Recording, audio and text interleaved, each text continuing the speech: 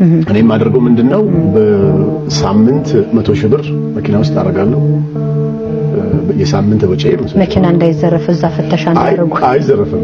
ችግር የለውም። አንደኛ ቡሌት ፕሩፍ ነው መኪናው። በጥይት ቢመታም ቡሌት ፕሩፍ ነው መኪናው። በጥይት ቢመታም ስለማይ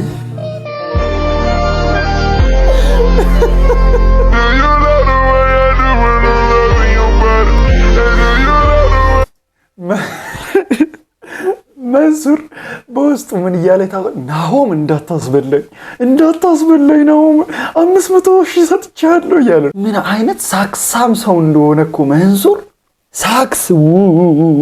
ሳክስ ለናሆም ራሱ 500 ሺህ ሊሰጥ ወይኔ ጉዴ 500 ሺህ ጊዜ አንድ ያወራው እኔ ናሆም በዛ ጸባዩ እንደው ተቀበለ እንጂ እኔ ብሆን እረዛ በእናትህ ከና 500 ሺህ ሲጀምር ገደል ግባ እንዲለው ነበር። በቃ አወራ እንዲለው ፈልጎ ግን ናሆም ስግጥ በቃ ስጠኝ ብሬ አረው ሲያስጨንቁት ከሰው ጋር ሆኖ ሰጠው። በቃ በሳምንት 100 ሺህ ያስቀምጣሉ። የሳምንት ወጪ እሱ ነው።